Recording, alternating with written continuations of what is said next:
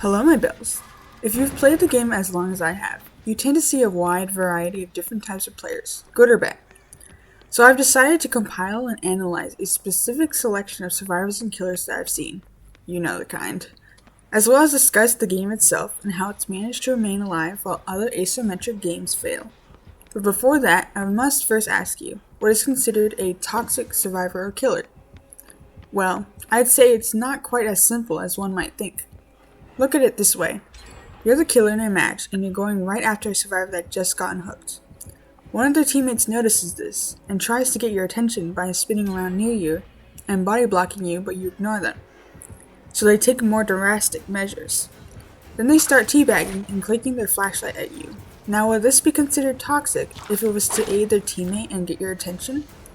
However, if they still do it afterwards, even if you stop chasing their teammate, it could be an iffy kind of situation. I'd say it would depend on how much they are doing so. Of course, it would be considered toxic if they did it at the very start of the game and during the rest of the entire match. Now let's say the killer started to angrily shake their head at a survivor they just downed, plus hooked, and BMs them or swings and hits them. They do this even if the survivor hasn't done anything, whether it's teabagging or BMing themselves. But then they start to do so for the rest of the match. Would that still be considered toxic, or would it be called matching their energy? What if the roles were reversed? What if the survivor was the one who initiated the BMing first, and the killer starts to follow suit afterwards? I'd say that because the community tends to throw around the word toxic so much, that it's begun to lose its meaning. I've even seen players call others toxic for being able to loop or utilize their perks, killer abilities, and outplaying the other side. Sure, I get it. If you're going against a killer you hate, a certain playstyle, or even a perk build, I would understand if you feel frustrated. However, that does not justify that you should BM the other side if they haven't done anything wrong. If anything, you should use that match as a learning experience so that if you go against it next time in the future, you will be more prepared. That's what I feel Dead by Daylight's game description should be. In an infinite game of life and death, each trial is a stepping stone. Each death and failure is key to growing stronger and more versatile, and learning from these mistakes can help with success in future trials. Will you give in to the endless cycle of pain and no escape, or will you choose to thrive as you learn the ways of the fog? This, I feel, describes the game as it is right now, as there are so many different kinds of players, from casual to competitive, silly and skilled. No match will be similar to another. The same goes for players behind the survivors and killers. I say this because the current description states this: trapped forever in a realm of eldritch evil where even death is not an escape, 4 determined survivors face a bloodthirsty killer in a vicious game of nerve and wits. Pick a side and step into a world of tension and terror with horror gaming's best asymmetrical multiplayer. I understand that the game is indeed a horror game, but it is also so much more than that as well.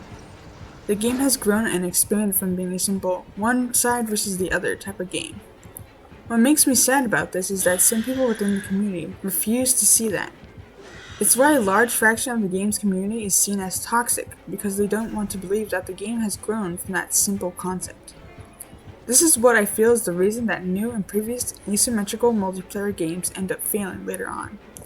It's because that very concept doesn't work, and it doesn't last long. If it did, the game would be very different than it is right now. Yes, there are still many competitive players in the game, and we still have DBD tournaments, but we have to acknowledge that that's not all the game has to offer. I've encountered so many wonderful and funny players, both silly and incredibly skilled at the game. Plus players who generally play the game to have fun, regardless if they escape or win in their matches. Many of these people are the reason the game has lasted as long as it has. Where would the game be without them and countless others? Dead. That's what. Just like every other asymmetric game has. The developers of these games are not all to blame, but they are part of a series of events leading up to the game's death. Dead by Daylight's developers aren't perfect, and they definitely could improve upon it themselves. But they have found ways to keep the game alive and moving. If I can give some advice to developers, it would be to let them know that they shouldn't try to make the game too competitive. It would make casual players and those who enjoyed the game lose interest, as well as make the game too stale to play. I hope these words resonate with you, or at the very least, make you think better of the player base and the game itself. At the end of the day, Dead by Daylight is a video game, and games are meant to be enjoyed, so don't take every match and trial too seriously, alright? Well, that's all for me in this video. Props and thanks towards my thumbnail artist, Daisy. Please check out her channel as well, which I'll leave in the description.